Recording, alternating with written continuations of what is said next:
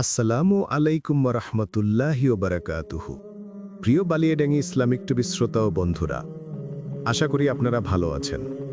আজকে যে গল্পটি আপনারা শুনতে যাচ্ছেন, গল্পটির নাম হচ্ছে বড়লোকের অহংকারী মেয়ে যখন এতিম ছেলের বউ, পর্ব ২। আর আমি আছি আপনাদের সঙ্গে মোহাম্মদ লুবান। এডিট পরিচালনায় রয়েছেন মঞ্জুর আলম, আর গল্পটি লিখেছেন নামহীন লেখক।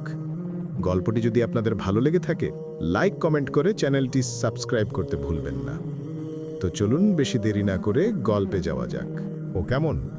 এদিকে খাওয়া দাওয়া শেষ করে ডায়েরিটা লিখছিলাম, হঠাৎ অপরিচিতা ফোন দেওয়াতে বারান্দার চলে আসি। বারান্দাতে অনেকক্ষণ কথা বলাতে রাত অনেক হয়ে যায়। ঘুম জড়ানো চোখে বিছানায় আসতেই কি যেন আবঝা আবঝা দেখে যাই, কুলবালিশ মনে করে শুয়ে পড়তেই করে চিল্লানি দেয়। এদিকে কথাকে দেখলাম পাশের রুমে ঘুমিয়ে গেছে, তাই নির্ঘাত এটা ভূত হবে। তাই ভয়ে চিল্লানি দিয়ে রুমের বাইরে এসে বলতে লাগলাম, ভূত ভূত। কি হয়েছে? চিল্লাও কেন? কি হয়েছে? এদিকে কথাকে বললাম, জানো আমার রুমে না ভূত। কথাটা বলতে গলাটা ধরে এলো। মানে কি বলছো? ভূত মানে? আমার কিন্তু ভয় লাগতেছে। হঠাৎ এমন সময় আমার ঘরে কি জানি ভাঙায় শব্দ হলো। এদিকে শব্দটা হতেই বুকে ভারী কিছু অনুভব করলাম। দেখি কথা ছোট্ট বাচ্চার মতো আঁকড়ে ধরে আছে। অনেকক্ষণ নীরবতা। হঠাৎ করে কথা নিজেকে আমার বুক থেকে ছাড়িয়ে নিল। রাজ, ভূত থাকার কথা না তো, মনে হয় ঘুমের ঘরে স্বপ্ন দেখোছ। চলো দুজন একসাথে তোমার রুমে যাই। আচ্ছা চলো, গুড আইডিয়া। এই বলে দুজনের রুমে গিয়ে দেখি একটা গ্লাস পড়ে আছে, তার কাছে একটা বিড়াল। রাজ, তুমিও না এখনো কি ছোট যে বিড়ালকে দেখতে ভয় পেতে হয় তোমার? ভূতটা হচ্ছে বিড়াল। এখন শুয়ে পড়ো আর চিল্লাচিল্লি করো না।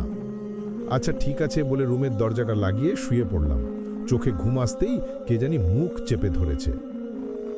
মনে হচ্ছে আজকেই আমার শেষ দিন। মনে মনে সূরা পাঠ করছি, কিন্তু কোনোভাবেই হাত সরাচ্ছে না। এমা, ভূত দেখি বুকের উপর চড়ে বসেছে। মনে হয় আজকেই শেষ জীবন। ছোটবেলা থেকেই ভূত পেতের কথা শুনে ভয় পায়, আর আজ বুকে চড়ে বসেছে। হঠাৎ আবার মনে হচ্ছে ভূতের হাত নাকি শক্ত থাকে। এটা তো মনে হচ্ছে তুলার মতো।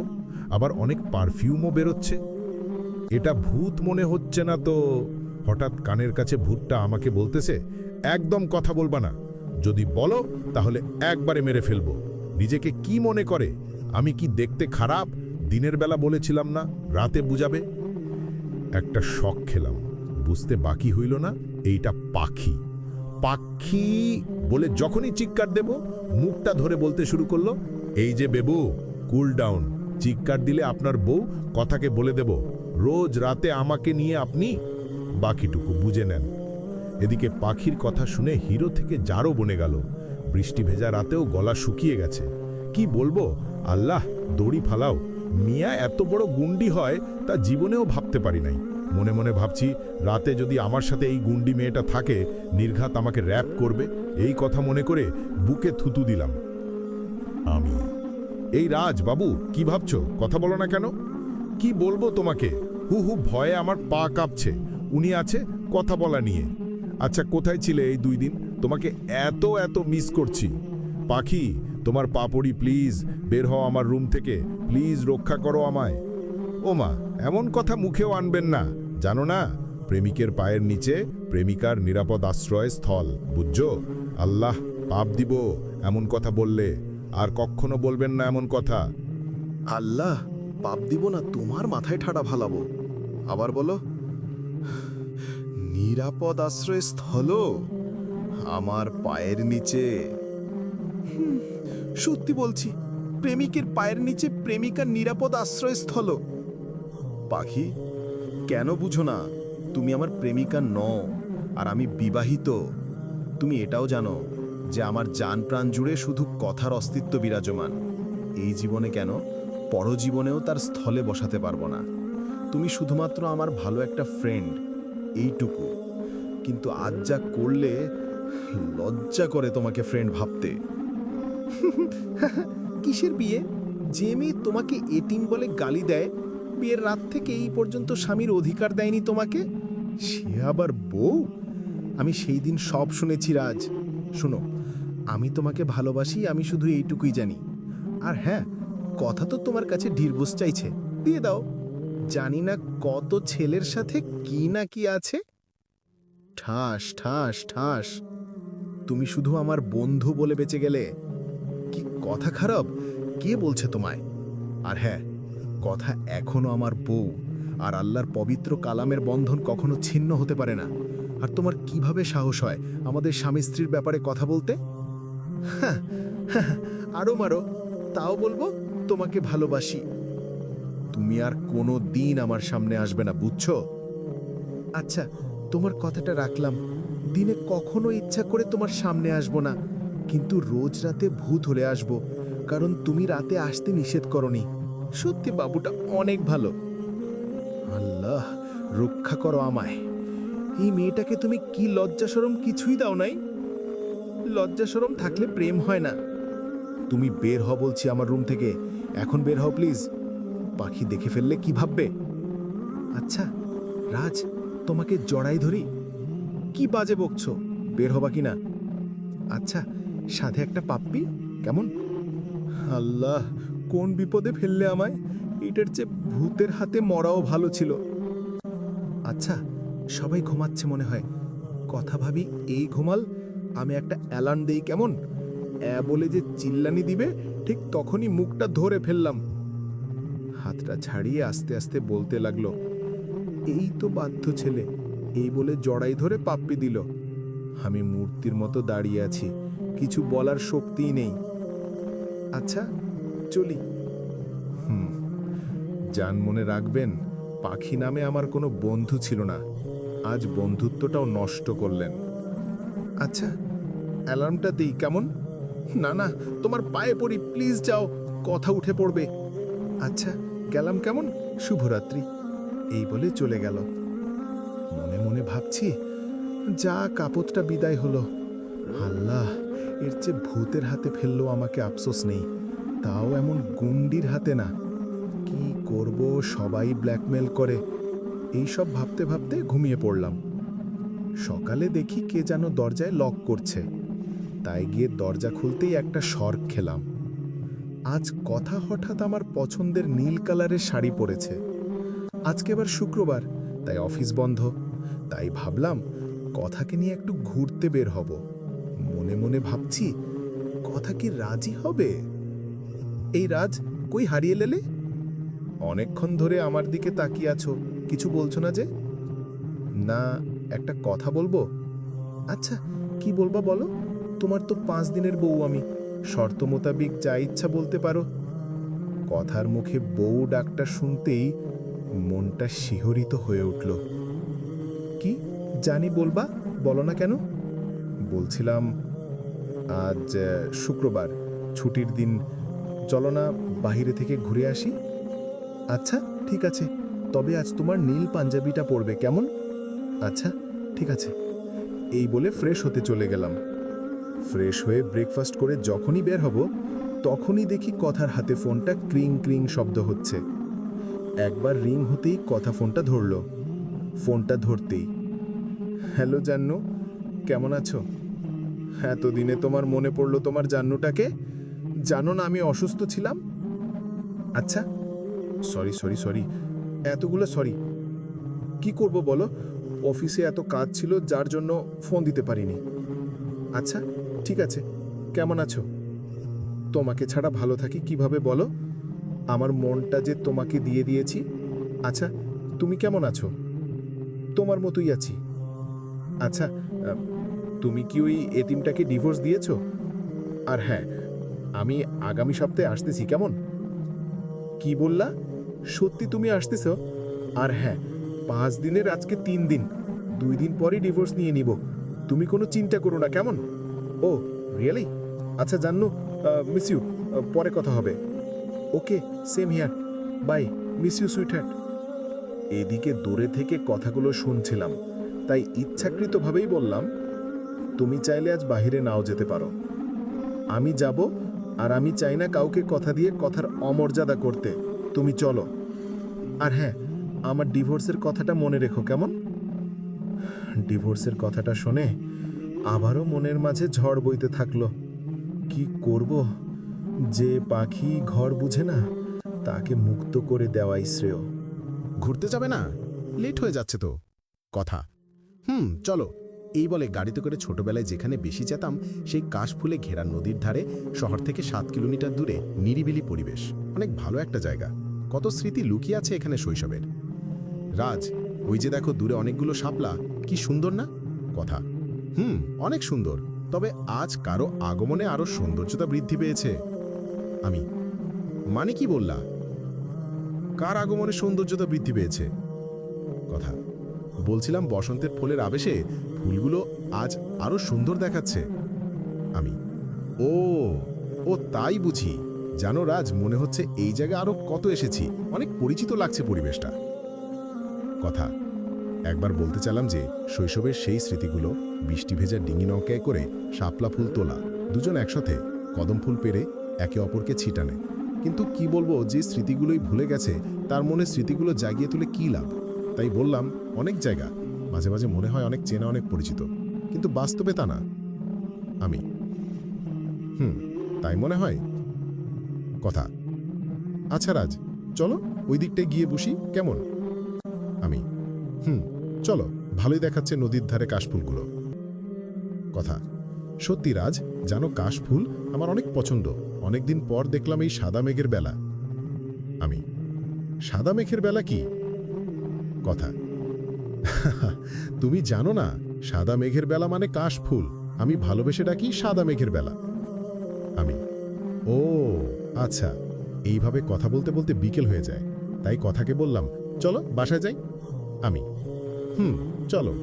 কথা, একটা গাড়ি নিয়ে বাসায় রওনা দিলাম, কিন্তু শেরপুর কলেজ মোড় আসতেই দেখি জিম নামের সেই মেয়েটা রাস্তায় সাইডে স্কুল ড্রেস পরা, সাথে স্কুল ব্যাগ নিয়ে কাঁদছে। তাই কথাকে বললাম, আচ্ছা কথা, তুমি যাও, আমার শহরে একটা দরকার আছে, কেমন? আমি, আচ্ছা রাজ, সাবধানে থেকো, বলে কথা আমাকে নামিয়ে দিয়ে চলে গেল। এদিকে তাড়িহুড়া করে জিমের কাছে গেতেই দৌড়ে এসে জড়িয়ে ধরে কাঁদতে লাগলো। এই যে আপু, কাঁদছো কেন? স্কুলের ম্যাডাম কি বকা দিছে? আমি, না ভাইয়া, তুমি তো জানো আপন বলতে এই দুনিয়ার তুমি আর মা।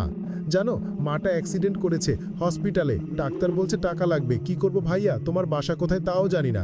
কি করব, রাস্তায় দাঁড়িয়ে প্রার্থনা করছি আল্লাহ যেন তোমাকে পাইয়ে দেয়। ভাইয়া প্লিজ, আমার মাকে বাঁচাও প্লিজ ভাইয়া, একটাই মাত্র থাকার অবলম্বন আমার। ভাইয়া, সারা জীবন তুমি যদি চাও তোমার দাসী হয়ে থাকবো, প্লিজ আমার মাকে বাঁচাও। আমি, কি বলছিস? তোর মা তো আমারও মা। এই বলে জিমকে নিয়ে হসপিটালে গিয়ে জানতে পারলাম ও নেগেটিভ রক্ত লাগবে। ব্লাড ব্যাংক কোথাও রক্ত পাওয়া যাচ্ছে না, আর রক্ত না পাওয়া গেলে রোগী বাঁচবে না। ডাক্তার, আচ্ছা ডাক্তার, আমার রক্তের গ্রুপ ও নেগেটিভ, আমি রোগীকে রক্ত দিব। আমি, আচ্ছা চলেন। এদিকে রক্ত দেওয়ার পর জিমের মা অনেক সুস্থ হয়েছে। এইদিকে জিমকে রেখে বাসায় এসে বললাম, রাজ, কি এত লেট হলো কিভাবে? কথা, না একটা কাজ ছিল। বলতেই দেখি পকেটে থাকা ফোনটা কাঁপছে, তাই ফোনটা ধরলাম। ফোনটা ধরতেই ওপাশ থেকে কান্নার আওয়াজ শোনা যাচ্ছে। আমি, কি হয়েছে অপরিচিতা? বলো আমায়, কি হয়েছে বলবে তো আমায়। আমি, রাজ, আমার শেষ অবলম্বনটাও শেষ হয়ে যাচ্ছে, এই বলে কাঁদতে লাগলো।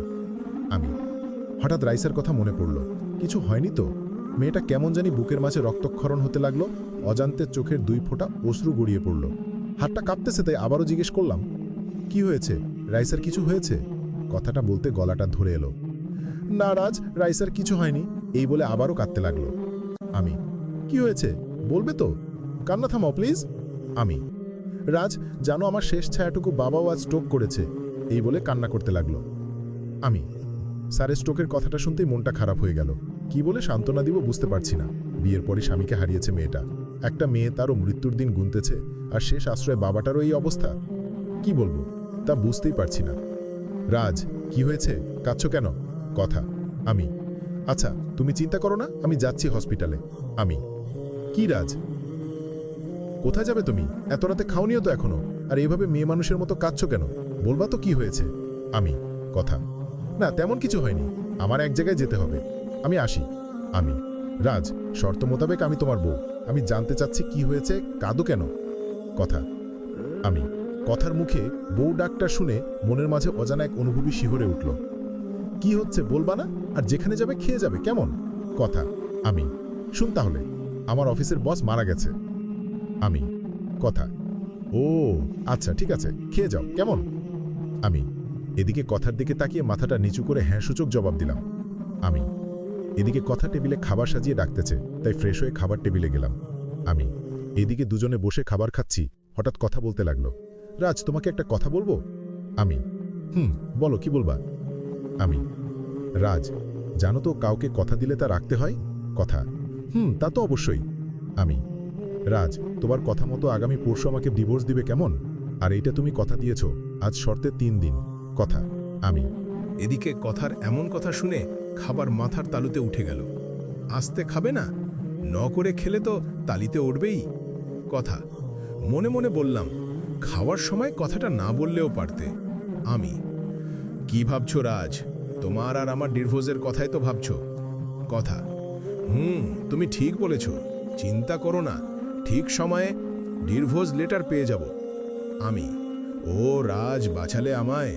জানো সজীব না আগামী সপ্তাহে দেশে আসতেছে, আর সজীব দেশে এসেই বিয়ের কাজটা ছেড়ে ফেলতে চাচ্ছে। কথা ও আচ্ছা, ভালোই হবে, যাকে ভালোবাসো তাকেই পাবে। আমি রাজ, দোয়া করো আমার আর সজীবের জন্য, কেমন? কথা তা তো অবশ্যই। আচ্ছা আমি উঠি, আমার হসপিটাল যেতে হবে। আমি তুমি তো কিছুই খেলে না, আর তোমার মেয়েটাকে কাল একটু বাসায় নিয়ে এসো তো, আর তোমার বউটাও অনেক মিষ্ট। কথা এদিকে কথার কাছে অপরিচিতার কথা শুনে অনেকটা অবাক হলাম। রাইসা আমাকে বাবাই বলে ডাকে, কারণে কথা মনে হয় অপরিচিতাকে আমার স্ত্রী ভেবে নিয়েছে। মনে মনে ভাবলাম সত্যিটা বলে দে, আবার ভাবলাম না থাক, সত্যিটা বলেই কি হবে।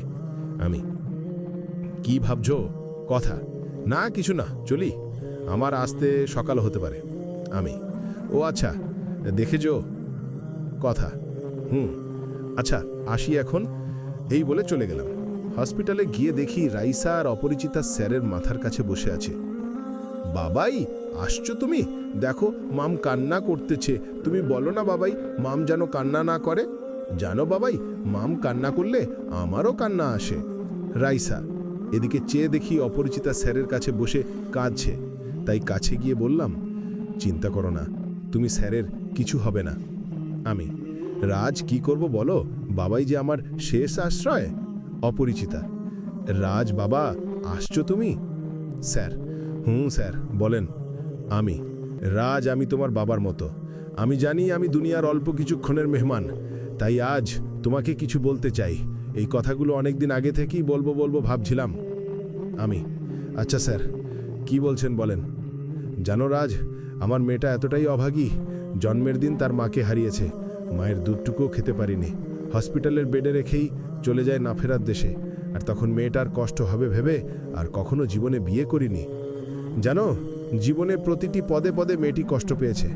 জানো রাজ, কত ভালো ছেলে দেখে বিয়ে দিলাম মেয়েটাকে, বছর হতে না হতেই রাইসার যেদিন পৃথিবীতে আসে সেই দিনই অপরিচিতার মায়ের মতো তার স্বামীটাও চলে যায়। জানো, মেয়েটাকে সেদিন সান্ত্বনা দেওয়ার ভাষাটাও হারিয়ে ফেলেছিলাম, আর একটা মেয়ে রেখে গেছে রাইসা, তার জন্য মৃত্যুর দিন গুনতে হচ্ছে। বলো মেয়েটা কি এমন অপরাধ করছে যার জন্য কাছের মানুষগুলো থেকে দূরে সরিয়ে দিচ্ছে? জানো রাজ, এতদিনে যেটুকু বুঝেছি, আমার মেয়েটা তোমাকে ভালোবেসে ফেলেছে। জানি না তোমাকে বলেছে কি না, আমি তো থাকবো না, তাই বলেছিলাম তুমি রাইসার বাবা হয়ে থাকো। স্যার এদিকে স্যারের কথা শুনে পায়ের নিচে মাটি সরতে লাগলো। আমি কেমনে রাইসার বাবা হব? বিবাহ নামক শৃঙ্খলে আমি যে আজ আবদ্ধ, আমার হৃদয়ের আকাশটা যে একজনকে লিখে দিয়েছি, সে যে আমার ছোটবেলায় খেলার সাথী। কথা রাজবাবা কিছু বলো, আমি তো চলে যাচ্ছি, তাই মেয়েটাকে তোমার কাছে রেখে গেলাম। স্যার স্যারের কথা শুনে আমার চোখ দিয়ে অশ্রু ঝরতে লাগলো, কি বলবো তাই চুপ করে আছি। হঠাৎ অপরিচিতা স্যারকে জড়িয়ে ধরে কান্না করতে লাগলো। বাবা ওঠো বাবা, আমাকে কার কাছে রেখে মায়ের মতো চলে গেলে? সারা জীবন কি আমি হারাবই? ওঠো না বাবা, ওঠো প্লিজ, ওঠো। কান্না করতে করতে কথাগুলো বলল অপরিচিতা। এদিকে অপরিচিতাকে কি বলে সান্ত্বনা দেব ভেবে পাচ্ছি না, তাই বললাম, কেঁদো না, সবার বাবা মা তো চিরকাল থাকে না। আমি জানো রাজ, আজকে আমার শেষ আশ্রয়টুকুও হারিয়ে ফেললাম। জন্মের পর মাকে হারালাম, বড় হতেই বিয়ের পর স্বামীকে হারালাম, আজ আবার শেষ আশ্রয় বাবাটাকেও হারাইলাম। একটা মেয়ে আছে, সেও মৃত্যু পথযাত্রী। কেন আল্লাহ আমার সাথে এমন খেলা করছে বলতে পারো? আমি প্লিজ কান্না করো না। কি বলছে? কেউ নেই? আমি তো আছি। আমি বাবাই, বাবাই মা কান্না করো কেন? নানু ভাইয়ার কি হয়েছে বলো না বাবাই। এদিকে রাইসার কথাই জবাব কি বলে দেব ভেবে পাচ্ছি না, তাই বললাম, মহারানী, তোমার নানা ভাই না ফেয়ার দেশে চলে গেছে। আমি সকালে স্যারকে মাটি দিয়ে অপরিচিতা রাইসাকে বলে বৃষ্টিতে কাক ভেজা হয়ে বাসায় এসে অবাক হয়ে গেলাম। আমি, জানো রাজ, আজকে আমার শেষ আশ্রয়টুকু হারিয়ে ফেললাম। জন্মের পর মাকে হারালাম, বড় হতে বিয়ের পর স্বামীকে হারালাম, আজ আবার শেষ আশ্রয় বাবাটাকেও হারাইলাম। একটা মেয়ে আছে, সেও মৃত্যু পথযাত্রী। কেন আল্লাহ আমার সাথে এমন খেলা করছে বলতে পারো? আমি, প্লিজ কান্না করো না। কি বলছে? কেউ নেই? আমি তো আছি। আমি, বাবাই বাবাই, মা কান্না করো কেন? নানু ভাইয়ের কি হয়েছে বলো না বাবাই। এদিকে রাইসার কথায় জবাব কি বলে দেব ভেবে পাচ্ছি না, তাই বললাম, মহারানী, তোমার নানা ভাই না ফেয়ার দেশে চলে গেছে।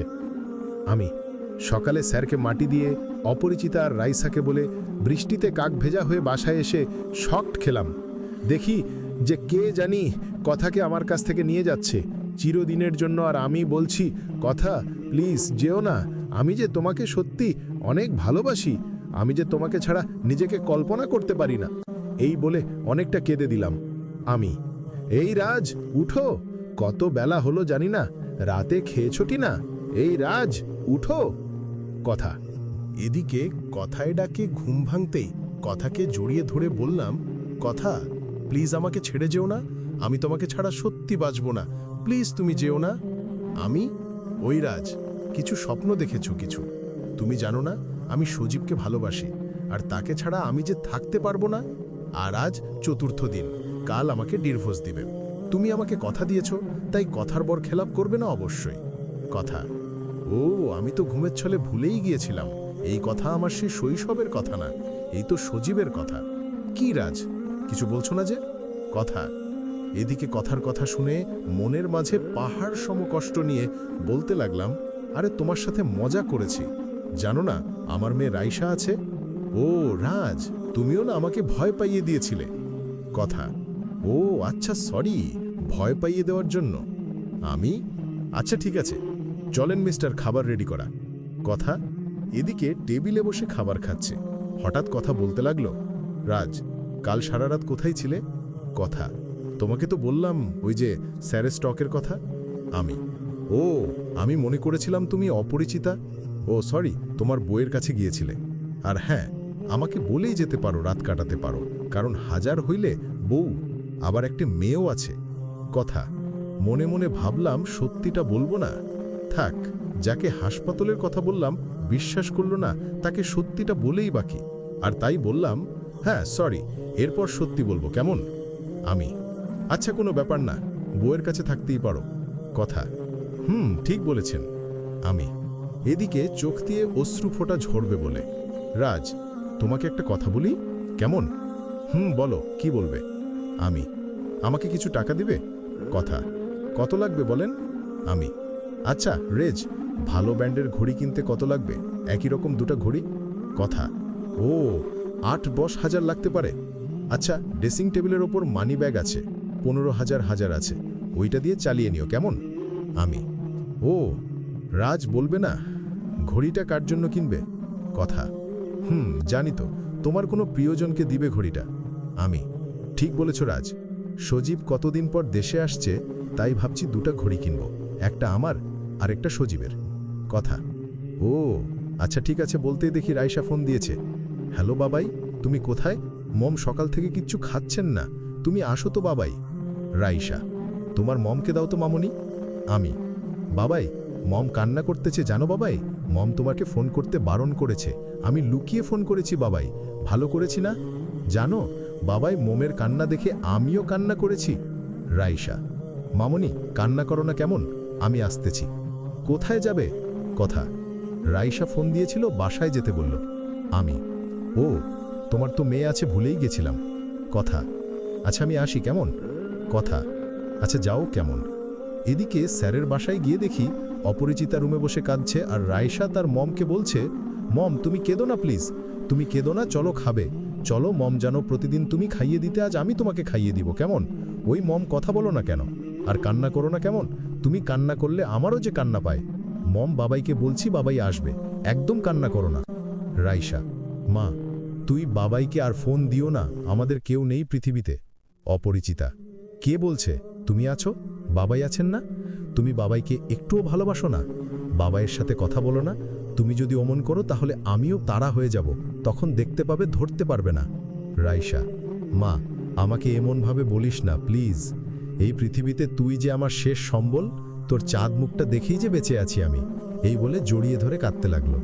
অপরিচিতা: এদিকে মা মেয়ের ভালোবাসা দেখছি আর চোখের জল ফেলছি, হঠাৎ: মা, তুমি বাবাইকে ভালোবাসো না? রাইসা: মা, তোর বাবাইকে অনেক ভালোবাসি রে, কিন্তু কি মুখ নিয়ে বলবো যে আমি তোর বাবাইকে ভালোবাসি? সে তো বিবাহিত, আমিও যে এক অদৃষ্ট বন্ধনে আবদ্ধ। জানি না তোর বাবাইকে পাবো কিনা, তবে তোর বাবাইটা সত্যি অনেক ভালো রে, অনেক ভালোবাসি তোর বাবাইটাকে। আর আমাকে ভালোবাসো না? রাইসা: মা, তুই যে আমার জীবন। এই বলে জড়িয়ে ধরলে রাইসাকে। এদিকে মা মেয়ের ভালোবাসা দেখছি আর চোখের জল ফেলছি, হঠাৎ: মা, দেখো বাবাই আসছে, দেখো তো মম, বাবাই কান্না করতেছে। এই বলে দৌড়ে এসে ঝাপটে ধরে বলতে লাগলো: বাবাই দেখো, মম কান্না করতেছে, তুমি আমার মমকে কেন কষ্ট দাও? জানো না, মমকে কষ্ট দিলে তোমার মহারানী কষ্ট পায়। হু হু, এখন থেকে মমকে বেশি করে ভালোবাসবে। আমি খাবার নিয়ে আসছি, মমকে খাইয়ে দিবে, এইটা তোমার শাস্তি। এদিকে রাইসার কথা শুনে বাকরুদ্ধ হয়ে গেছি। কু বলবো? অপরিচিতার দিকে তাকিয়ে দেখি আমার দিকে করুণ দৃষ্টিতে তাকিয়ে আছে। বাবাই, এই নাও খাবার, মমকে খাইয়ে দাও। এই বলে খাবার প্লেটটা হাতে দিয়ে অপরিচিতাকে টেবিলে এনে বসালো। বাবাই, দাও না কেন খাইয়ে মমকে? মম, তুমি খাও। এদিকে মনে মনে ভাবছি কি করব, তাই বললাম, শোনো, পৃথিবীতে কালো বাবা মা চিরদিন বেঁচে থাকে না, তাছাড়া রাইসা তো আছে, ওকে নিয়ে বাঁচতে হবে। এই বলে খাইয়ে দিলাম রাইসার আর অপরিচিতাকে। দেখছো মা, বাবাই তোমাকে কত ভালোবাসে। তোমার বাবাইটা অনেক ভালো, ঠিক তোমার মতো। দেখতে হবে তো বাবাইটা কার। এই বলে কি জানি নিয়ে আসতে বাইরে গেল। তুমি ওর কথায় কিছু মনে করো না। রাজ, কি করব, মেয়েটা দুষ্টামি করে, আর আমি জানি তোমার হৃদয় জোড়ে শুধু কথার বিস্তৃতি, আর রাইসার কথার জন্য ক্ষমা প্রার্থী। না, কিছু মনে করেনি, ও তো আমার মেয়ের মতোই। আচ্ছা, আমি আসি কেমন, পরে আবার আসব। আচ্ছা ঠিক আছে, আমাদের জন্য চিন্তা করো না। ঠিক আছে বলে একটা গাড়িতে করে আসতেছি। এদিকে নিউ মার্কেট নেমে অফিসের একটা ফাইল কিনতেছি। হঠাৎ চোখ যায় রাস্তায় পাশে একটা ফেরিয়াওয়ালার দিকে। একজোড়া দুল অনেক পছন্দ হয়, দুলটা কথাকে অনেক মানাবে। দুলটা কিনে নিয়ে ভাবছি, ও কথা তো আর আমার না। তাই বাসায় এসে ডায়েরিটার মাঝে রেখে দিলাম, আর অনেক কিছু লিখে রাখলাম, দুঃখ বেদনা, না বলা কিছু কথা ডায়েরির মাঝে, যে কিনা আমার সবচেয়ে ভালো বন্ধু। কখন আসলে রাজ? এই তো একটু আগে। ও আচ্ছা, রাত 9টা বাজে, চলো খেয়ে নিবে। চলো। এদিকে খাওয়া শেষ করে রুমে এসে ভাবছি আজ 4র্থ দিন শেষ। তাই রাতে নামাজ পড়ে আল্লাহর কাছে দুটি হাত তুলে বলতে লাগলাম, হে আল্লাহ, ছোটবেলা থাকতেই মাকে নিয়ে গেছো কাছ থেকে, দুধটাও খেতে দাওনি। একটু বুঝতে শিখেছি যখন, তখন যাকে মা বলে ডাকতাম সেই বাবাটাকেও নিয়ে গেলে আমারই জন্মদিনে, তাও কিছু বলিনি। অবুঝ মনে প্রেমের সৃষ্টি করলে ভালোবাসলাম কথাকে, কিন্তু তার মনেও আমাকে জায়গা দিলে না। কাল তোমার পবিত্র কালামের বন্ধন থেকে মুক্তি দিব আল্লাহ, তোমার কাছে কিছু চাইব না। আমার জীবন, আমার ভালোবাসাটা যেখানেই থাকুক ভালো থাকুক। আমি আজ সকাল সকাল ফ্রেশ হয়ে সকালে নাস্তা করে কোর্টে গিয়ে ডিভোর্স পেপারটা রেডি করে আমার সাইনটা দিয়ে নিয়ে আসলাম। আস্তে আস্তে সন্ধ্যা লেগে গেছে। রুমে লক করছি কিন্তু রুম খুলছে না, তাই ডুপ্লিকেট চাবি দিয়ে দরজা খুলে ভেতরে গিয়ে দেখি কথা ফ্লোরে পড়ে আছে। তাই কথাকে গিয়ে ধরতেই দেখি জ্বরে গা পুড়ে যাচ্ছে, তাই বিছানায় তুলে শুইয়ে দিলাম। কি করব বুঝতে পারছি না, মনে হচ্ছে সেদিন বৃষ্টিতে ভিজে জ্বর আসছে, তাই তাড়াহুড়া করে মাথার পানি দিলাম, জ্বর একটু কমছে।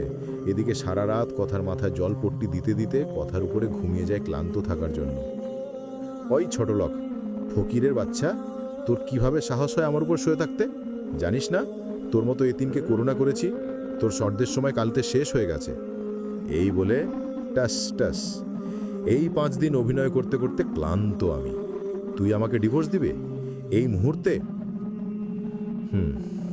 জানি আমি ছোট লোক, এতিম, এটাও জানি আপনার সাথে যায় না।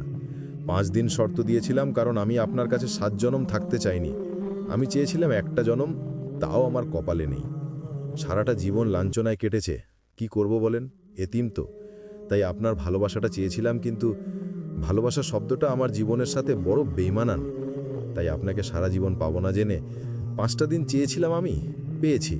আর 5 দিনে আপনাকে অনেক কষ্ট দিয়েছি, এই জন্য পারলে ক্ষমা করে দিয়েন।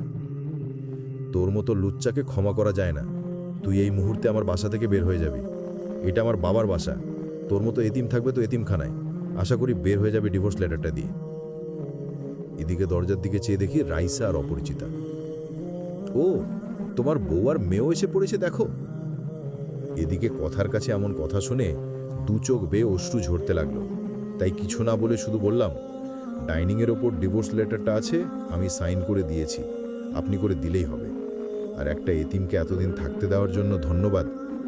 এই বলে শার্টের হাতা দিয়ে চোখটা মুছে, তোর মতো লুচ্চাকে ক্ষমা করা যায় না। তুই এই মুহূর্তে আমার বাসা থেকে বের হয়ে যাবি। এটা আমার বাবার বাসা। তোর মতো এতিম থাকবে তো এতিমখানায়।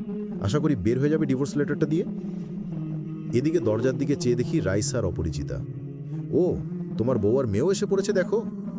এদিকে কথার কাছে এমন কথা শুনে 2 চোখ বেয়ে অশ্রু ঝরতে লাগলো।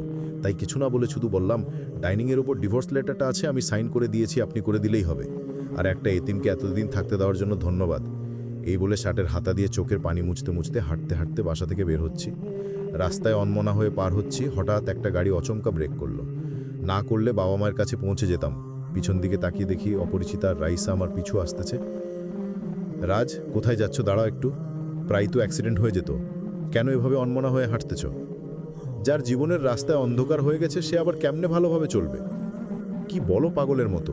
তুমি কি অন্ধকার হয়েছে? চলো বাসায় চলো। না, এ হয় না, আমাকে একা ছেড়ে দাও। তাই ভালো, যাকে নিজের জীবনের চেয়ে বেশি ভালোবাসতাম সেই আজ আমাকে এইভাবে দূরে সরিয়ে দিল। রাইসামণি, দেখো তো তোমার বাবাই তোমার মার সাথে যেতে চাইছে না, তুমি বকা দাও তো। বাবাই, তুমি কি মমের সাথে রাগ করেছো? এই জন্য বাসায় যেতে চাও শোনা? জানো বাবাই, মম না তোমাকে এও ভালোবাসে। জানো বাবাই, রাতে যখন ঘুম ভেঙে যায় আমার, তখন দেখি তুমি যে একটা ছবি দিয়েছিলে বাবাই বাধাই করে, তোমার সেটা বুকে নিয়ে কাঁদে মম। বাবা, তাহলে বলো তো আমার মম তোমাকে কত ভালোবাসে না? এদিকে রাইসার কথা শুনে অপরিচিতার দিকে তাকাতেই দেখি অপরিচিতা লাল হয়ে গেছে। 2 চোখ দুটি নিচে নামিয়ে নিল। অসম্ভব সুন্দর লাগছে অপরিচিতাকে। তুই চেয়ে রয়েছি পলকহীন চোখ জোড়া নিয়ে। আমি, বাবাই বলো না কেন, আমার মম তোমাকে এও লাভ করে না? ওইভাবে চেয়ে না থেকে বলো না কেন? এদিকে রাইসার কথা শুনে হুঁশ ফিরে তাই রাইসাকে কোলে নিয়ে বললাম, হ্যাঁ মহারানী, তোমার মমটা সত্যি আমাকে অনেক ভালোবাসে। হি হি হি হি, দেখেছো মম, বাবাই জানে তুমি বাবাইকে কত ভালোবাসো। মম, তোমাদের তো ইয়ের কথা বলে দিলাম, আমাকে ট্রিট দিবা না? আচ্ছা বাবাই, ট্রিট কি? একটা মুভিতে দেখছিলাম, কিন্তু জানি না তবে ভালো কিছু হবে। এদিকে রাইসার এমন কথা শুনে বুকে পাহাড় সম কষ্ট নিয়েও হেসে দিলাম, সাথে অপরিচিতাও। বাবাই না হেসে চলো, মমকে নিয়ে বাসায় যাব। চলো। এই বলে অপরিচিতাদের বাসায় গেলাম। এদিকে রাইসা বিকেলে ঘুমিয়ে পড়লে অপরিচিতা এসে বলতে লাগলো, রাজ, কথা ভাবি তোমার সাথে এমন করলো কেন? তাও তোমার মতো লোকের সাথে। রাজ, মেয়েদের মতো কাঁদতেছো কেন? আচ্ছা, একটা কথা বলবো? অপরিচিতা, বলো অপরিচিতা। আমি, রাজ, তোমার আর কথাপুর অতীত কথাটা শুনতে পারি? প্লিজ বলো। অপরিচিতা, শুনবা? তাহলে শোনো।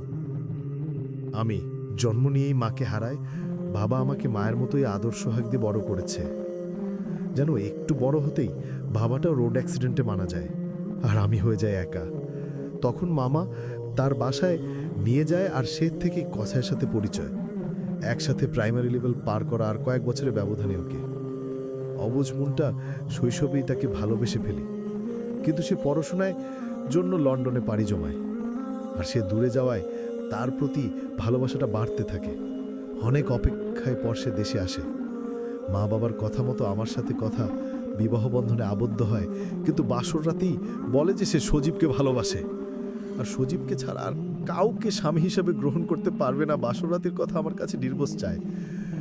যেন সেই দিন আমার পৃথিবীটা ওলট পালট হয়ে গিয়েছিল।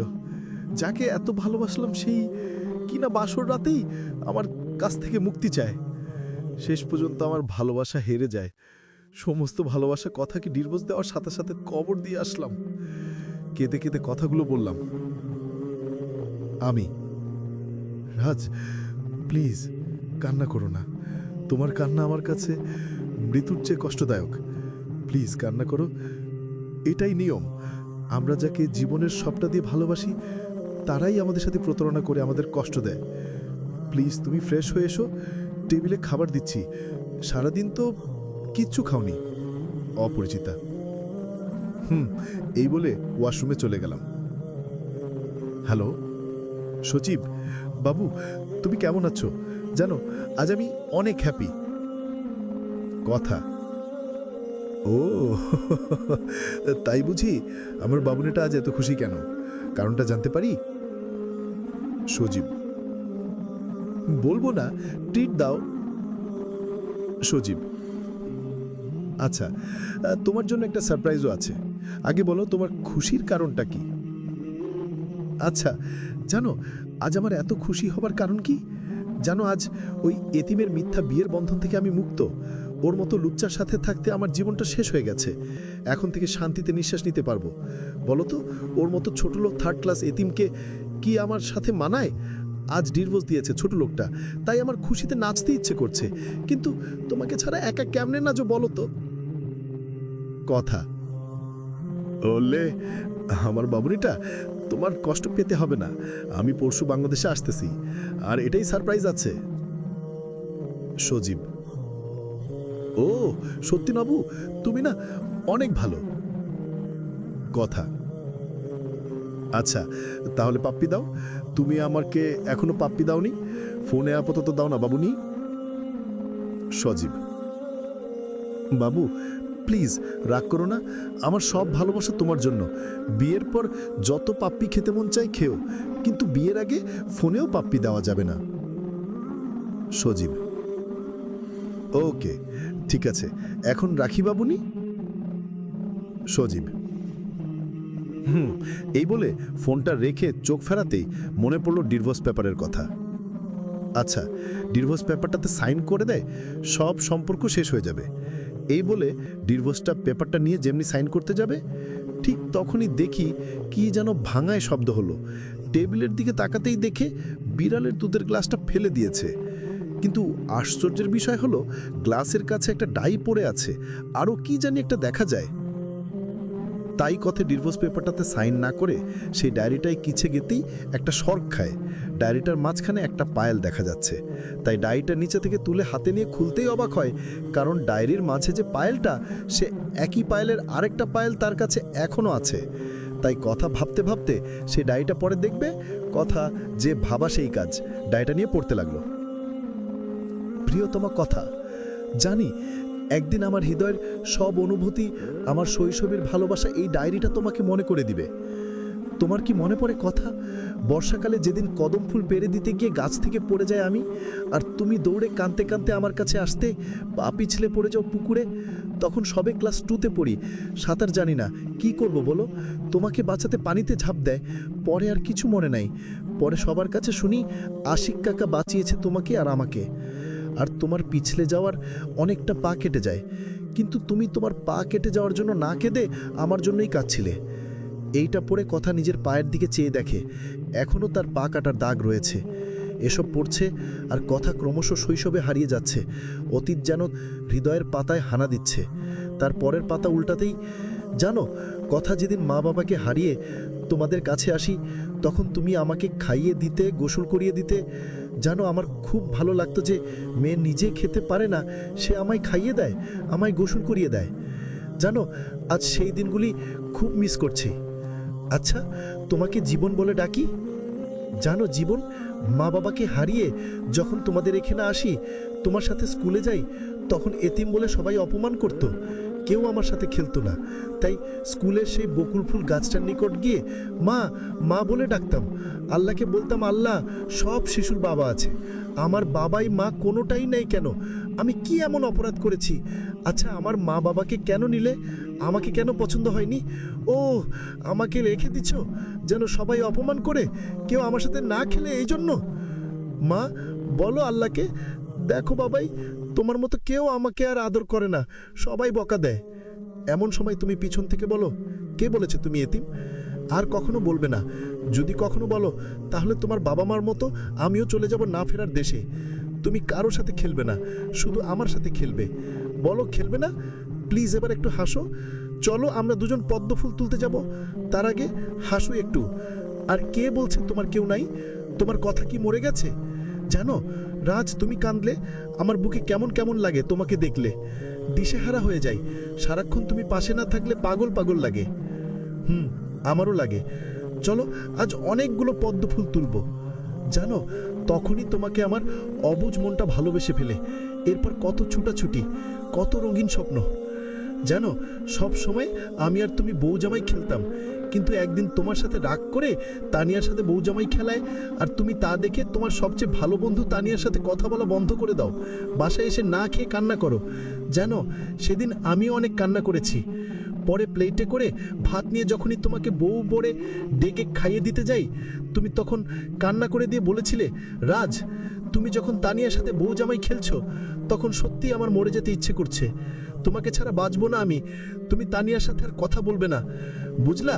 আর এই যে তোমার হাত আমার মাথার, এখন প্রমিস করো আমাকে ছাড়া কতনো বিয়ে করবে না। জড়িয়ে ধরে কাঁদতে কাঁদতে কাঁদতে কথাগুলো বলেছিলে।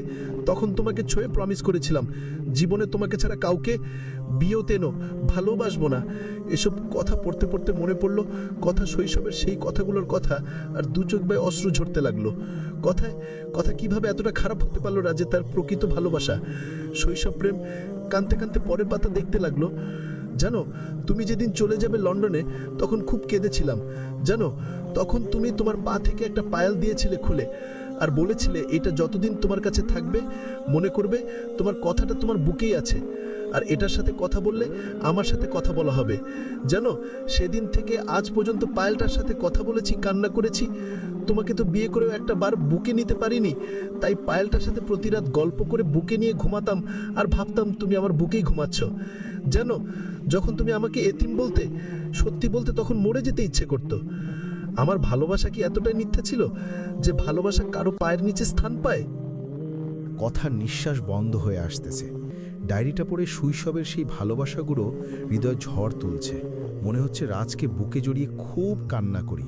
আমি কিভাবে আমার পবিত্র ভালোবাসা রাজকে কষ্ট দিলাম, কথা কিছু ভাবতে পারছে না। চোখ দুটি ছলছল করছে। জানো কথা, যেদিন বাসরটাতে আমি তোমাকে আমার শৈশব থেকে এই পর্যন্ত তিলে তিলে গড়া ভালোবাসার কথা বলতে চেয়েছি, ঠিক তখনই তুমি বাসরটাতে বলেছ ডিভোর্সের কথা। তখন আমার ভালোবাসার অন্ধকারে ঢেকে যায়। এই জন্য আমার সাথে তোমাকে 5 দিন স্বামী স্ত্রীর মতো থাকার শর্ত দিয়েছিলাম। জানো তোমার সাথে কাটানো সেই 5 দিন আমার জীবনের শ্রেষ্ঠ সময় হয়ে থাকবে। জানো কাল সারা রাত আল্লাহর কাছে কান্না করে তোমাকে চাইনি, ভেবো না, শুধু চেয়েছি আমার জীবনটা যেখানেই যার কাছে থাকে সে যেন সুখে থাকে। আল্লাহ যেন আমার জীবনের বিনিময় তাকে যেন সুস্থ রাখে। আমার ভালোবাসা তো পূর্ণতা পেল না, তাই আমার জীবন যাকে ভালোবাসে আল্লাহ যেন তাকে পাইয়ে দেয়। যেন কত ইচ্ছা ছিল তোমার কুলে মাথা রেখে জ্যোৎস্না রাতে গল্প শুনব, তোমার চুলের মুহুরিত গন্ধে নিজেকে অজানায় হারাবো, তোমার সাথে সারাদিন খুনসুটি করে রাতে তোমার বুকটাকেই বালিশ বানাবো, তোমাকে জড়িয়ে ধরে ছোট বাচ্চার মতো ঘুমাবো। কিন্তু এটা তো স্বপ্ন ছিল, বাস্তব তো সেটা যে আমি এতিম, আর এতিমের সাথে তোমার যায় না। তোমার কাছে আবারও ক্ষমা চেয়ে নিচ্ছি। তোমার অজান্তে তোমাকে নিয়ে এত স্বপ্ন দেখার জন্য কি করব বলো? ভালোবাসতাম তোমায়, অনেক বেশি ভালোবাসতাম, কিন্তু যার জন্য ভালোবাসা নামক শব্দটি বড্ড বেমানান, যাকে আল্লাহ মা বাবার ভালোবাসা থেকে বঞ্চিত করেছে, সে তোমার ভালোবাসা কেমনে পায়? তাই লিখে রাখলাম ডায়েরির পাতা। কথা ডায়েরিটা পড়ছে আর বুকের সাথে জড়িয়ে কাঁদছে আর ভাবছে আমি আমার জীবনটাকে এত কষ্ট দিয়েছি যার ভালোবাসার কাছে সমস্ত কিছু তুচ্ছ। ডায়েরির পরের পাতা উল্টাতেই চোখে পড়ল নীল কালিতে লেখা, জানো কথা, তোমাকে যতটা ভালোবেসেছি তার চেয়ে বেশি কষ্ট পেয়েছি। তোমার মুখে সজীবের কথা শুনে আমার মরে যেতে ইচ্ছা করতে। জানো যেদিন শর্তের 4র্থ দিন, সেদিন স্বপ্ন তোমাকে হারিয়ে ফেলা দেখে ঘুম থেকে জড়িয়ে ধরে বলেছিলাম তুমি আমাকে ছেড়ে যেও না। আমি তখন মনে করেছিলাম তুমি আমাকে বলবে যে কখনো তোমায় ছেড়ে যাব না, কিন্তু তুমি তা বলোনি। বলছো আমি পাগলের মতো কি বলছি? আসলে আমি তোমাকে ভালোবেসে সত্যি পাগল, বিশ্বাস করো। আর তোমাকে ভালোবেসে কষ্টই দিয়েছি, ক্ষমা করে দিও আমায়। টেবিলের উপর ডিভোর্স পেপার রাখা আছে, সাইন করে দিও, তাহলেই হবে। অন্তত তোমায় ভালোবেসে এইটুকু উপকার তো করতে পারলাম। এখন সজীবের হতে পারো তুমি, আর কোনো বাধা নেই। তবে মনে রেখো, আমার চেয়ে ভালো তোমায় আর কেউ ভালোবাসতে পারবে না। আচ্ছা, ক্ষমা করে দিও যদি কিছু ভুল বলে থাকি। যেন কখনো মরে যায়, একটু ডায়েরিটা বুকে নিয়ে, তাহলে আমার আত্মাটা মনে করবে তুমি আমাকে জড়িয়ে ধরে রেখেছ। কথার নিঃশ্বাস বন্ধ হয়ে আসছে। ডায়েরিটা বুকে নিয়ে বলতে লাগলো, রাজ, আমি তোমায় ভালোবাসি। তুমি যে আমার জীবন, স্বপ্ন, সাধনা, আমার শৈশবের ভালোবাসা। এতদিন কাজকে হীরা ভেবে ভুল করেছি, আর ডিভোর্স আমি তোমাকে দিব না। তোমাকে ডিভোর্স দিলে যে আমি মরেই যাব। আমি তোমারই আছি, তোমারই থাকবো। এই বলে ডিভোর্স পেপারটা ছিঁড়ে ফেলল। কাঁদতে কাঁদতে হাঁটু গেড়ে বসে পড়ল কথায় ফ্লোরে। কেমনে যাবে রাজের কাছে? তাকে যে কষ্ট দিয়েছে। হঠাৎ ফোনটা বাজছে। কথা মনে করছে রাজ ফোন দিয়েছে, কেননা রাজ অফিস থাকলে ফোন দিয়ে বলতো কথা খেয়েছে কিনা। তাই কাঁদতে কাঁদতে ফোনটা তুলল। হ্যালো, আপনি কথা, আপনার হসপিটালে কিছু রিপোর্ট আছে, নিয়ে যাইয়েন। কথা শুনলো যে ফোনটা হসপিটাল থেকে এসছে, তাই বলল, আচ্ছা আমি আসতেছি। এই যে ম্যাডাম, আপনার হাজব্যান্ড কই? সেদিন যে আসছিল। Doctor madam. কথা ডাক্তারের মুখে, হাজব্যান্ডের কথা শুনেই মনের মাঝে ঝড়। কারণ কথা তো কোনো সময় রাজকে স্বামী হিসাবে মেনে নেয়নি, বাসর রাতেই ডিভোর্স চেয়েছে। তাকে তো শুধু কষ্টই দিয়েছে। জানেন ম্যাডাম, এই যে আপনার রিপোর্ট সব ঠিক আছে, তবে একটা কথা জেনে যান, পৃথিবীতে সবচেয়ে ভাগ্যবান মেয়ে আপনি, যে আপনার স্বামীর মতো একটা স্বামী পেয়েছেন। একটা মানুষ একটা মানুষকে এত ভালোবাসে, আপনার স্বামীকে না দেখলে বিশ্বাসই হতো না। সারা রাত আপনার পাশে বসে থেকে কাটিয়েছে। যদি বলতাম চলে যান, তখন কি বলতে জানেন? জীবনকে কেউ ছেড়ে যেতে পারে? আপনার পাশে বসে নামাজ পড়ে কাঁদতে যেন আপনি তাড়াতাড়ি ভালো হয়ে যান। সারা রাত আপনার মাথার হাত বুলিয়ে দিত। জানেন, পৃথিবীতে খুব কম মানুষই থাকে আপনার মতো ভাগ্যবান। জানেন, এই জন্যই হয়তো আল্লাহ স্বামীর পায়ের নিচে স্ত্রীর বেহেশত রেখেছে। জানেন, আল্লাহর কাছে সবসময় প্রার্থনা করি আপনার স্বামীর মতো একটা স্বামীকে পাই। জানেন, আপনার স্বামীর মতো একটা স্বামী পেলে আমি নিজের চুল দিয়ে তার পা মুছে দিতাম। আর এটাও জানি, তবুও ওমন মানুষের ভালোবাসার এক বিন্দু ঋণ শোধ হতো না। সত্যি আপনি ভাগ্যবতী। এদিকে ডাক্তারের কথা শুনে কথার চোখ দিয়ে আষাঢ়ের শ্রাবণ নামতে শুরু করলো। চোখ দিয়ে অশ্রু ঝরছে। কথা যেন পাথরের মূর্তি হয়ে গেছে। ম্যাডাম, আপনি কান্না করছেন কেন? আমি কি আপনাকে কষ্ট দেওয়ার মতো কিছু বলছি? Doctor madam. কথা ডাক্তার ম্যাডামকে জড়িয়ে ধরে বলতে লাগলো, না, তুমি আমাকে আমার মনের চোখ খুলে দিয়েছ। আমার জীবনটা কি আমায় ক্ষমা করবে? আচ্ছা আসি। এই বলে কাঁদতে কাঁদতে হসপিটাল থেকে দৌড়ে বের হয়ে গেল। নিজের গাড়িটা ভুলেই রেখে এসে রাস্তা দিয়ে আনমনে হাঁটছে। হঠাৎ আচমকা একটা গাড়ি ব্রেক করে কথার সামনে। কি যে ম্যাডাম, দেখে চলতে পারেন না? অল্পের জন্য বেঁচে গেলেন।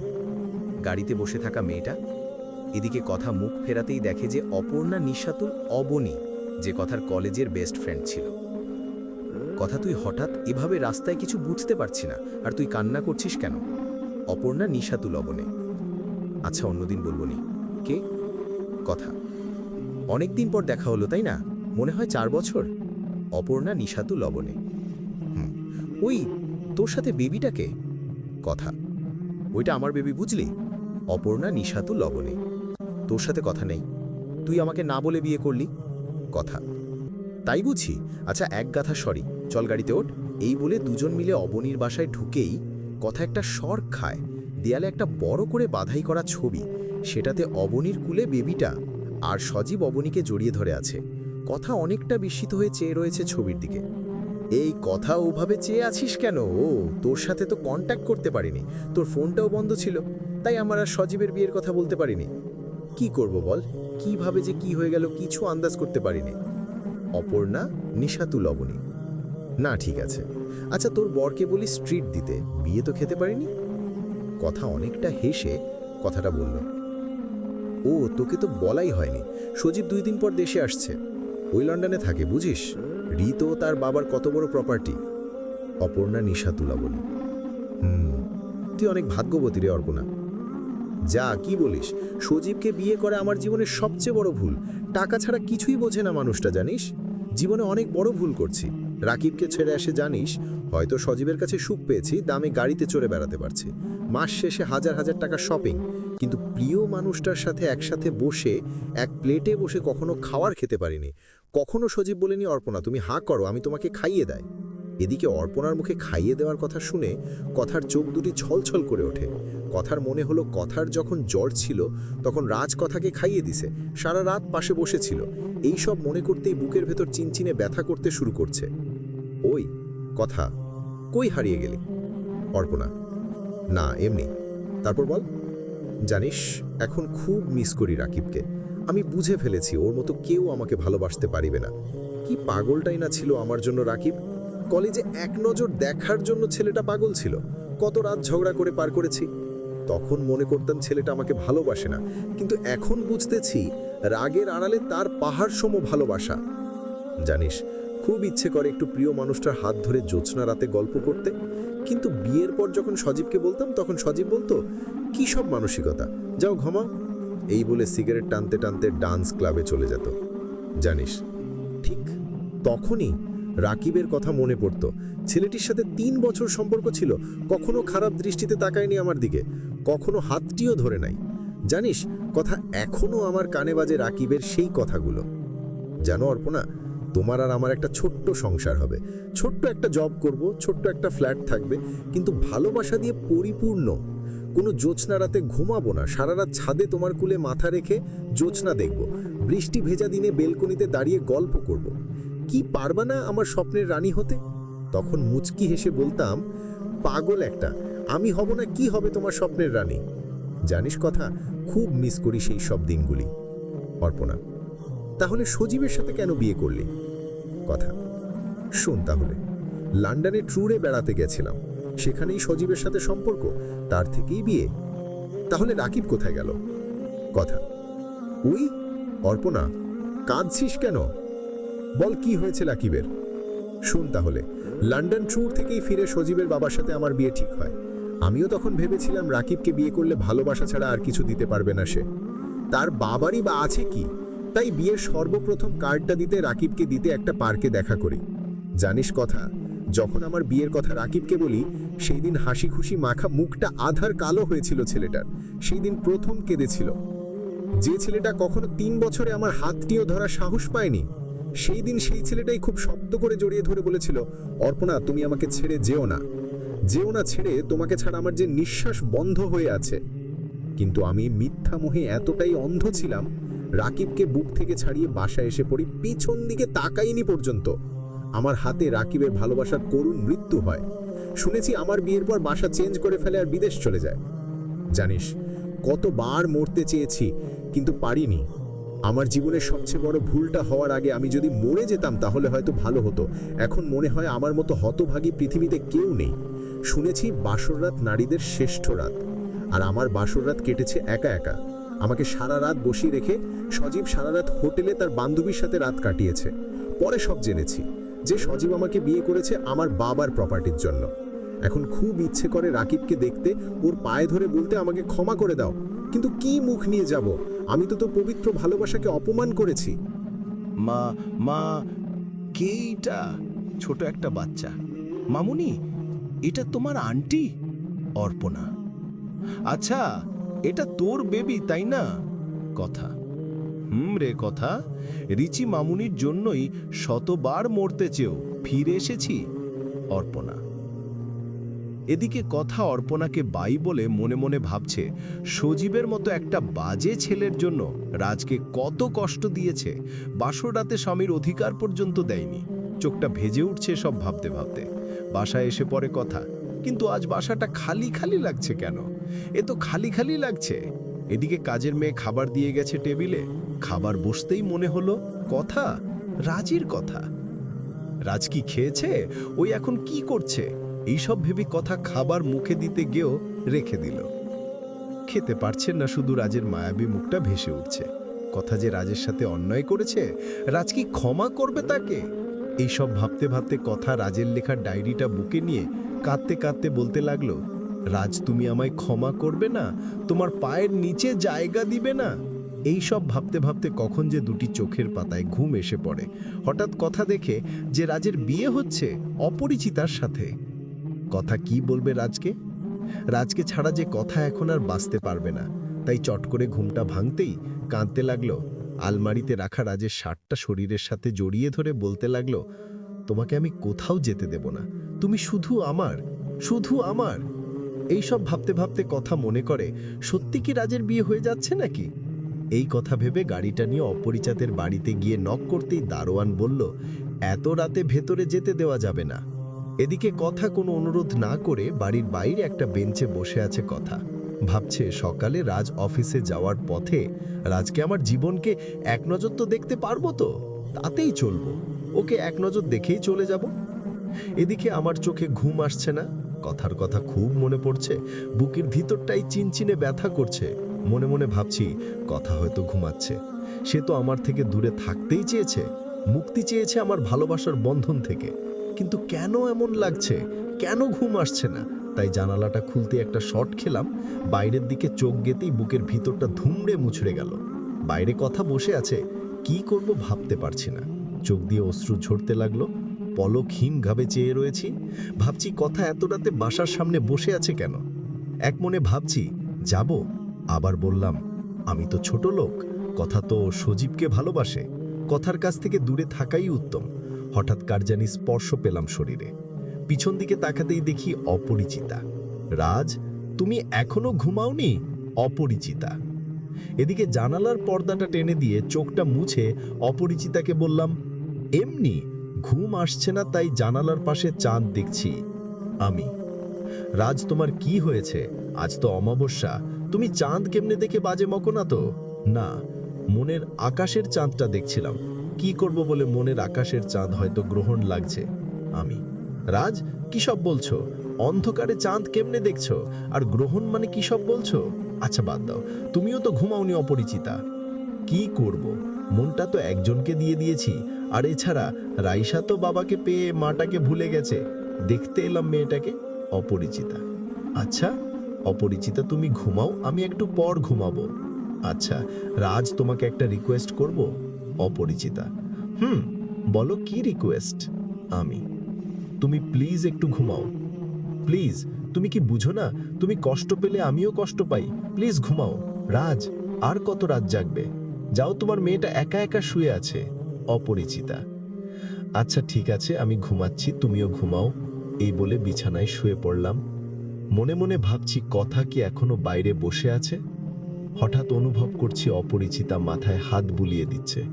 কি করব, মনটা তো একজনকে দিয়ে দিয়েছি, আর এছাড়া রাইসা তো বাবাকে পেয়ে মাটাকে ভুলে গেছে, দেখতে এলাম মেয়েটাকে। অপরিচিতা, আচ্ছা অপরিচিতা তুমি ঘুমাও, আমি একটু পর ঘুমাবো। আচ্ছা রাজ, তোমাকে একটা রিকোয়েস্ট করব। অপরিচিতা, বলো কি রিকোয়েস্ট?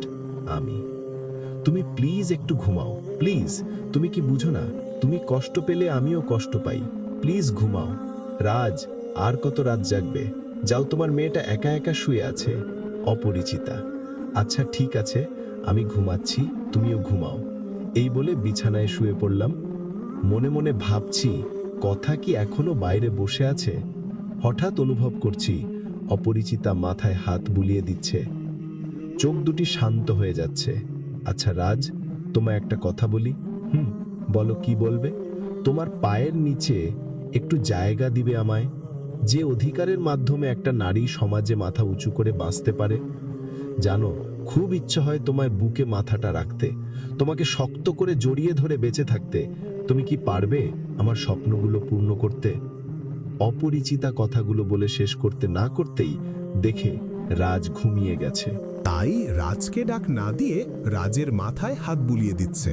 এক সময় চাঁদের আলো রাজের মুখের উপর পড়তেই মনে হচ্ছে এ এক নতুন রাজ। এত সুন্দর লাগছে চাঁদের আলোয়, তা না দেখলে বিশ্বাস করতে পারত না। এভাবে অনেকক্ষণ এক পলকে চেয়ে থাকতে থাকতে অপরিচিতা ভাবল রাজের কপালে এই চাঁদেই আলোয় ভালোবাসার একটা স্পর্শ এঁকে দেয়। তাই আস্তে আস্তে মুখটা রাজের কপালের একটা চুপু এঁকে দিল। কি সুন্দরভাবে ঘুমাচ্ছে রাজ, কি মায়াবী মুখটা, অথচ এর পিছনে লুকিয়ে আছে কতই না কষ্ট। এইসব ভাবতে ভাবতে অপরিচিতা রাজের বুকের ওপর শুয়ে পড়ে ঘুমের ঘোরে। অপরিচিতার মনে হচ্ছে রাজ যেন ঘুমের মাঝেই অপরিচিতাকে শক্ত করে জড়িয়ে ধরেছে। অপরিচিতায় নিঃশ্বাস ভারী হয়ে আসতেছে। সে এক অজানা অনুভূতি। মনে হচ্ছে সে হারিয়ে যাচ্ছে অসীমের মাঝে। সে কিছু না ভেবে রাজের বুকেই মুখ লুকালো আর রাজকে শক্ত করে জড়িয়ে ধরল। আস্তে আস্তে অপরিচিতা তার ঠোঁট দুটি রাজের ঠুটে লাগিয়ে দিল। রাত পেরিয়ে সকালের মিষ্টি সূর্যের আলো জানান দিচ্ছে আরেকটা দিন শুরু হলো। কি মজা, কি মজা! বাবাই মমকে জড়িয়ে ধরে শুয়ে আছে। রাইসা দিকে রাইসার ডাকে ঘুম ভাঙতেই দেখি অপরিচিতা আমাকে শক্ত করে জড়িয়ে ধরে আছে। অনেকটা তাড়াহুড়ো করে অপরিচিতাকে যখনই ছাড়াতে যাব তখনই বাবাই বাবাই থাক, মমকে ছাড়াতে হবে না, আমি তোমাদের জন্য চা করে নিয়ে আসছি। কি আনন্দ! আকাশে বাতাসে মম বাবাইকে জড়িয়ে ধরেছে। এই বলে রাইসা রুম থেকে বের হয়ে গেল। রাইসা রুম থেকে বের হতেই, এই অপরিচিতা ছাড়ো, কি করছো তুমি? প্লিজ আর একটু থাকো না এভাবে। ছিহ, অপরিচিতা কি বলছো? এই বলে ছাড়িয়ে নিলাম অপরিচিতাকে আমার বুক থেকে। অপরিচিতার ঘুম ভেঙে যার বুক থেকে সরাতেই, সরি রাজ, ঘুমের ঘোরে ভুল হয়ে গেছে, প্লিজ তুমি কিছু মনে করে না। অপরিচিতা, সরি, শুধু তোমায় না, আমারও বলার উচিত ছিল, কারণ আমায় তোমাদের বাসাতে আসা ভুল হয়েছে। আমার এমন কথা শুনে অপরিচিতা কাঁদো কাঁদো ভাবে বলল, প্লিজ ভুল বুঝো না, রাতে ঘুমের ঘোরে তোমার বুকে শুয়ে পড়ি। বাবাই কি হচ্ছে, মামনির সাথে ঝগড়া করছো কেন? আচ্ছা ঝগড়া থামাও মম, দেখো তো আমাকে শাড়ি পরলে কেমন লাগবে। হঠাৎ শাড়ি কথাই থেকে আসলো। অপরিচিতা, কেন? নানু ভাই কিনে দিয়েছে, তুমি জানো না মম? হঠাৎ আমি বলে ফেললাম, রাইসা মামুনি, তোমাকে শাড়ি পরলে মহারানীর মতো লাগবে। হি হি হি হি, কি মজা, হি হি হি। অনেকটা জোরে জোরে হেসে উঠল রাইসা। মামুনি, তুমি এভাবে হাসছো কেন? আমি, আচ্ছা মাম, বাবাইকে ঠিকমতো লিপস্টিকও দিতে পারো নাই তুমি। জানো বাবাই, আমি অনেক সুন্দর করে লিপস্টিক দিতে পারি, তোমাকেও দিয়ে দিব, কেমন? সীমা, তুমি দেখোনি বাবার গালে লিপস্টিক, কপালে লিপস্টিক। ধাত, বাবাকে লিপস্টিক দিয়ে দেবে ঠোঁটে, কেন মুখে দিয়েছো? ধাত, বাবা তুমি ফ্রেশ হয়ে আসো, আমি তোমাকে দিয়ে দিব। এদিকে রাইসার কথা শুনে আমরা একে অপরের দিকে তাকাচ্ছি আর মুখ কামড়াচ্ছি। অপরিচিতা লজ্জায় লাল হয়ে গেছে। লজ্জা মাখা মুখটা অনেক সুন্দর লাগছে। আচ্ছা রাইসা মামুনি, এবার তুমি চুপ করবে, বাবাইকে লিপস্টিক দিতে হবে, চলো ফ্রেশ হবে। আচ্ছা মম, একটা ছড়া বলি কেমন? আমাদের রাইসা মামুনি কি ছড়াও পারে তোমার মতো? বাবাই যদি ঠিক মতো লিপস্টিক না দিতে পারে তাহলে আমি ছড়া না বলতে পারলে কোনো সমস্যা নেই, হি হি হি। আচ্ছা বলো মামুনি, কি ছড়া বলবে? মনে মনে ভাবছি কি ছড়া বলবে, আল্লাহই জানে। এক ছিল রাজা, রাজার ছিল একটা বউ, বউটা যেমন তেমন।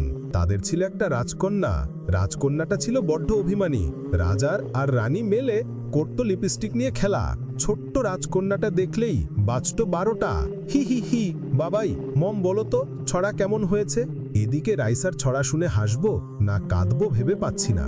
হয়েছে মামুনি, তোমার ছড়া খুব সুন্দর হয়েছে, এখন স্কুলে যেতে হবে, রেডি হও। যাচ্ছি মামুনি। রাইসা রাইসা চলে গেলে আমি বলতে লাগলাম, শুনো অপরিচিতা, আজ রাইসা বড় হলে কি ভাবতো বলো তো? ছোট মেয়ে, তাই লিপস্টিক কেন গালো মুখে লাগছে বুঝতে পারে নাই বলে এই রকম বলল। ক্ষমা করবে, আমি কালকেই নতুন বাসা নিব। রাজ, সরি, সবটাই হয়েছে নিজের অজান্তেই, প্লিজ ভুল বুঝো না আমায়। অপরিচিতা, বাবাই আমি রেডি। এই তো আমার লক্ষ্মী মামনি। লক্ষ্মী না চাই, লক্ষ্মী হলে মমার আমাকে নিয়ে বেড়াতে যেতে। রাইসা, আচ্ছা মামনি, বিকেলে তোমাকে আর তোমার মমকে নিয়ে নদীর পাড়ে যাব। আমি, ওকে বাবা, আমার বাবাইটা দুনিয়ার শ্রেষ্ঠ বাবা। রাইসা, সকালে ব্রেকফাস্ট করে অপরিচিতা আর রাইসাকে নিয়ে বাসা থেকে বের হতেই, সাহেব সাহেব, ওই যে গাছের নিচে বেঞ্চটাতে মেয়েটা বসে আছে, ওই মেয়েটা রাত 3টার দিকে এসেছিল, আর যায়নি। দাওরানের কথা শুনতেই বুকটা যেন ফেটে যাচ্ছিল। বুকের মাঝে কষ্ট চাপা দিয়ে তবুও বললাম, ওহ আচ্ছা তুমি যাও। এদিকে অপরিচিতা আমার দিকে চেয়ে আছে। হঠাৎ কথা আমাকে দেখে দৌড়ে কাছে আসলো, মনে হচ্ছে কিছু বলবে। ঠিক তখনই, বাবাই, ও বাবাই, এই আন্টিটাই না তোমাকে বকা দিয়েছে, তোমাকে এতিম বলে বাসা থেকে বের করে দিয়েছে। আচ্ছা বাবাই, তোমাকে এতিম কেন বলেছে? মামনি, তোমার আন্টি ঠিকই বলেছে। আমি যে মায়েতিম, আমার কেউ নেই। বাবাই, ছি, ওই আন্টি তোমায় মিথ্যে বলেছে, পচা আন্টি। তোমার রাইসা মামনি আছে না? সাথে রাইসা মামনির মম আছে না? কে বলছে তোমায় কেউ নেই? আমরা তো আছি। সত্যি তো, আমার রাইসা মামনি আছে। এই বলে কুলে তুলে নিয়ে 2 গালে 2টা পাপ্পি দিয়ে দিলাম। আন্টি, ওই আন্টি, তুমি আমার বাবাইকে আবার বকা দিতে আসছো? আমার বাবাইটা অনেক ভালো। এদিকে কথার দিকে চেয়ে দেখি কথার ঠুট কাঁপছে, চোখ দিয়ে পানি পড়ছে, চোখ দুটি লাল হয়ে আছে। কিছু বলতে চেয়েও দৌড়ে চলে গেল। নিজের অজান্তেই বুকটা কেমন করে উঠল।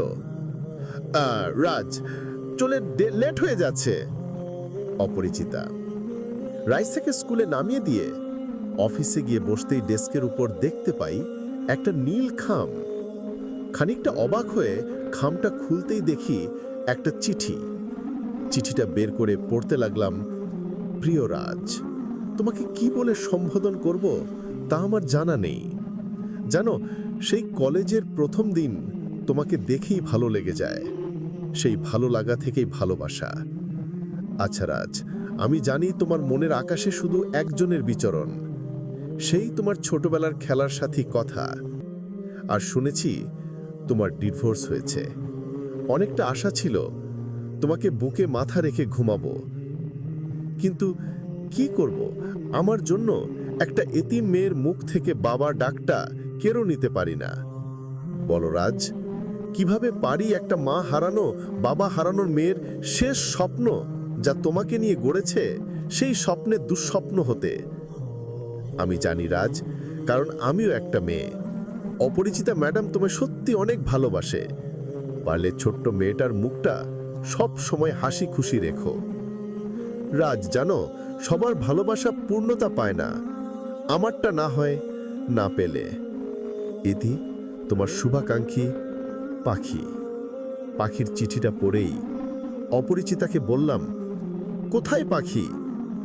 ও রাজ, তোমাকে তো বলাই হয়নি, পাখি রিজাইন লেটার পাঠিয়েছে। কি বলছো এসব? আমাকে কেন আগে বললিনি? রাজ, আমি পাখিকে 1 মাস ভাবতে বলেছি, কারণ সে অনেক সিনসিয়ার একজন কর্মচারী। ওকে, বাকিটা আমি দেখছি। অপরিচিতার রুম থেকে বের হয়ে ডেস্কে বসেই পাখিকে ফোন করে বললাম যে কাল আমরা পার্কে দেখা করছি। বলে ফোন রেখে দিলাম। স্যার, এখানে একটা সাইন লাগবে। আমি অনেকটা বিস্মিত হয়ে পিছন দিকে তাকাতেই দেখি রিশান। আরে রিশান, তুই এখানে কেন? রিশান কোনো কথা বলছে না, অবাক হয়ে চেয়ে আছে। দোস্ত, কত খুঁজেছি তোকে। রিশান, আমিও তোকে খুঁজেছি, অনেক ভালো লাগছে অনেক দিন পর তোর দেখা।